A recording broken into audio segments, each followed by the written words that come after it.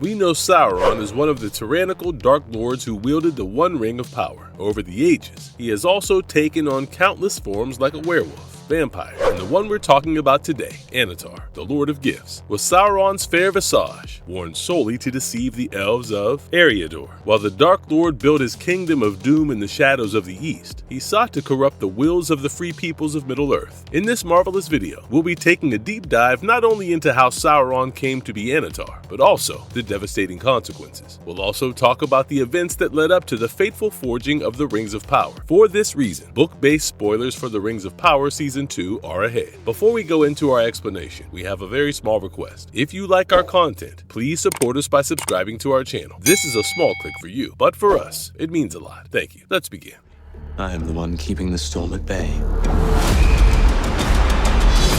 The Dark Origins of Annatar, the Lord of Gifts. Before turning to the dark side, he was known as Myron. Created by the supreme deity, Eru Iluvatar, Myron was one of the strongest Maiar to exist before time itself. As we know, each Vala was accompanied by one or more Maya. Myron was the Maya for one of the Eratar known as Aule, the master smith of the Valar. In this position, he learned the craftsmanship of rock and steel, but Myron was also obsessed with perfection, and thus began disagreeing with the ways of the Valar. All the while, he was gradually seduced into darkness by Morgoth's promises of glory. Sauron remained the most loyal servant to Morgoth, who laid terror across Middle-earth for centuries after the first rising of the sun, all until the War of Wrath, which ended with the great peaks of Thangorodrim crumbling down, just as Morgoth did. With his master gone, Sauron took his fair form and put on a ruse of regret. The chief of the Maiar, Eonwe, demanded that Sauron should make haste to Valinor and be fairly judged by King Manwë for all his sins so far. But Sauron, who once commanded Morgoth's greatest armies, let his pride get the better of him. He instead fled and hid in a bygone corner of Middle-earth for the next 5 centuries. It wasn't until the Second Age that Sauron believed that the Valar had forgotten the land and began scheming once more. He already had a loyal following in the east with the Easterlings, and south with the men of Hardrim. The men of the east believed him to be their god king. As Sauron slowly rebuilt his former glory, the rising strength of Numenor didn't go unnoticed by him. He was prompted to construct his own stronghold of Barad-dûr in the fiery lands of Mordor. Now, Sauron had a choice. He could have chosen to sway the men first, infiltrate their noble kingdoms, and turn them over to his cause. But he settled on the elves first, as they were stronger in wit and battle. Around the year 1200 of the Second Age, Sauron donned his fair elvish form. He called himself Annatar, the Lord of Gifts, who was sent as a holy emissary by the Valar themselves. As Annatar, he tried to visit Lindon, but the High King, Gil-galad, and Elrond distrusted this fair stranger. They didn't realize his proper form, but sensed something was off nonetheless. Annatar settled on visiting the kingdom of Eregion, east of Lindon. He was welcomed with open arms in Eregion, with the exiled Noldor being eager to learn his ways of craftsmanship. They believed the emissary to be an apprentice of Aule, the most excellent smith of the Valar. This stood steadfast, as Myron had worked under the great smith before his heart was corrupted by Morgoth. The only ones who viewed Annatar in Eregion with suspicion were none other than Galadriel. Here, Annatar would meet Celebrimbor, the grandson of the master smith Feanor. Celebrimbor worked alongside the Gwaith y Mordai, who were people of the jewelsmiths, essentially a brotherhood of elves who were incredibly skilled smiths. Annatar made it seem as though he was doing the elven smiths of Eregion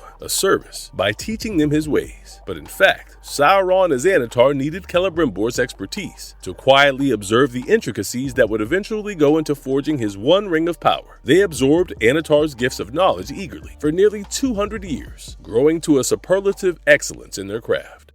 Forging the Rings of Power, Annatar the Deceiver. At last, the Gwaith y Mordai and Celebrimbor forged the 16 great Rings of Power under Annatar's guidance. His fair elven visage promised that the Rings of Power were benevolent forces of the universe that would help preserve their precious Noldoran realms. In the year 1600 of the Second Age, Annatar took his leave from the elves of Eregion and discreetly returned to Mordor. In the heart of Mount Doom, Sauron forged the one ring to rule them all, one ring to find them, one ring to bring them all, and in the darkness bind them. His plan was coming to fruition, with the elves nearly in his grasp, while the race of men was on his radar next. He knew that men were easily seduced by hollow promises of fame and power. Meanwhile, Celebrimbor had also forged 3 more rings of power in Annatar's absence. These were Narya, the Ring of Fire, Ninya, the Ring of Water, and Vilya, the Ring of Air. All of these remained hidden, and were eventually given to Círdan, Gil-galad, and Galadriel. Naturally, these were made from the knowledge taught by Annatar, which bound them to Sauron to a certain degree. The moment Sauron put on the One Ring, the elves sensed his deceit. Celebrimbor realized in horror that he had been fooled. He had been used as an instrument for Middle-earth's devastation. The Dark Lord Sauron, who now reveled in his power, demanded that the 19 rings of power be handed to him, but Celebrimbor had been wise to hide the rings the moment Annatar's scheme unfurled.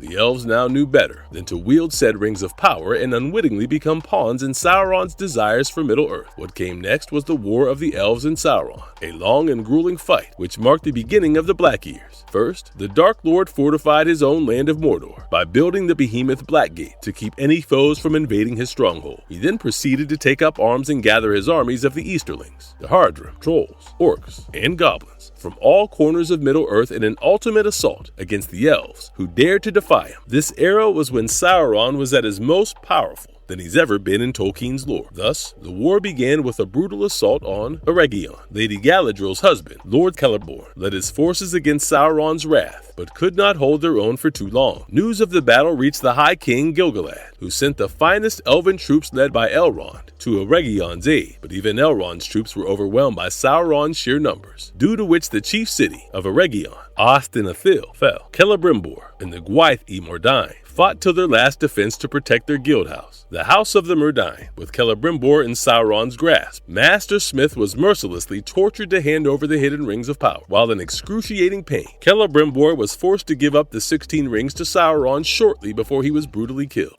Sauron as the Lord of the Rings. Aftermath of the war. Now, with his 16 rings of power, including his own, Sauron continued to defile Celebrimbor's body and used it as a war banner for his armies. Elrond's forces were nearly wiped out until the Sylvan Elves of Lorien and the Dwarves of Khazad-dûm swooped in as reinforcements. This allowed Elrond to lead the survivors of Eregion north, where he founded Imladris, or what we know as Rivendell. By this point, Eregion had been wiped off the face of the world. The elves of Eregion either fled to Rivendell, some to Moria, or a few ran through the mountains to the woodlands on the other side, which came to be known as Lothlorien. Some even escaped Middle-earth altogether, but no longer Annatar. Sauron was nowhere finished with the elves. He sought to overpower, in turn, seize Lindon, and acquire at least one of the 3 other rings of power. Sauron eyed not only Lindon and Rivendell, but also the Grey Havens. Just as he seemed to have defeated the elves of Eriador, their cry for help was answered by the Numenorians, who sent a fleet to their rescue. The Battle of the Gwathlo was the last prominent fight in the War of the Elves and Sauron, which ended with Gil-galad's remaining forces combining with the king of Numenor, Tar-Minastir, to defeat the Dark Lord. Sauron was left with only a tiny personal bodyguard who allowed him to flee back to Mordor. In the aftermath of this war, Rivendell was officially recognized as the elven stronghold of the East, and Elrond was given Vilya, the Sapphire Ring of Air, for his courage and fierce loyalty to his kind. Although he was technically defeated in this war, Sauron had done unimaginable damage to the elves of Eriador. The lands were forever changed, with the Numenorians setting up domains along the Westlands. Sauron continued this dance of corrupting the men of the East, and eventually decided to actualize his vision in ways other than brute strength. He would destroy the goodwill of the men and dwarves by giving them the 16 rings of power. 3 were given to already shadowed Numenorian lords, 5 to the kings of men, 1 to an Easterling king, and the remaining 7 to dwarven lords. Surprisingly, the dwarves seemed to resist the temptation of power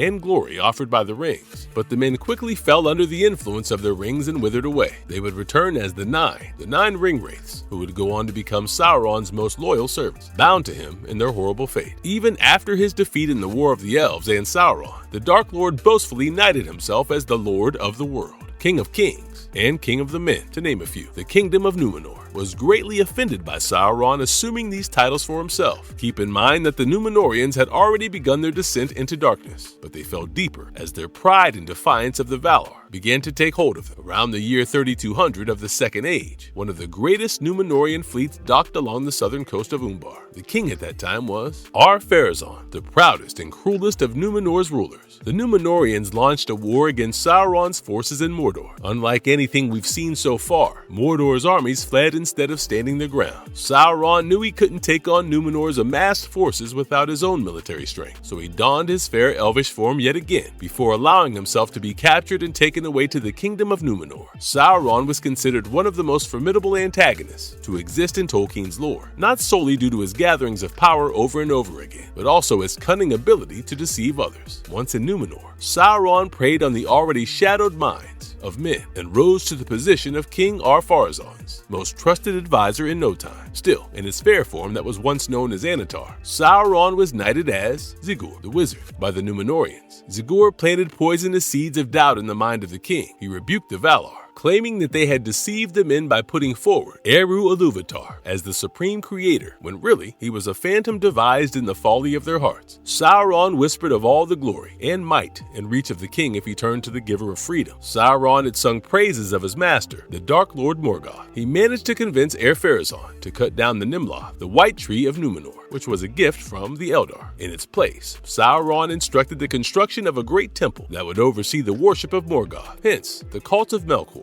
was established, and Sauron was the high priest. He banished the worship of the Valar and initiated the practices of human sacrifice. Worst of all, Sauron influenced Ar-Pharazôn to go to war against the Valar and in turn conquer the Undying Lands. Remember that Sauron had always loathed the Numenorians, and this was his way of tearing apart their spirit and humanity bit by bit. So before the Numenorians launched their assault, massive eagle-shaped clouds hovered over their kingdom as a stern warning. Sauron conveniently allowed this warning from the Valar to be brushed aside as it served his best interests. As Ar-Pharazôn's troops sailed to the land of Aman, the Valar called upon Ilúvatar's aid, as they were forbidden from physically hurting the race of men. Those of us familiar with Tolkien's lore know that the one creator, Eru, hardly intervened in mortal affairs once the world was created, but in the face of his primordial co-creators being challenged, Ilúvatar forever changed the essence of his universe. He also opened up a chasm in the ocean, which swallowed all of Pharazôn's fleets. In the end, cataclysmic waves crashed over Numenor, killing everyone present, destroying the kingdom, and getting rid of Sauron's fair form forever. His spirit did manage to flee, but his ability to change into his elven form of Annatar, the Lord of Gifts, and Ziggur, the Wizard, was lost. Hence, the era of Sauron the Deceiver came to an end. He went on to regain his strength before the War of the Last Alliance, and started all over again in his non-corporeal form of the Necromancer.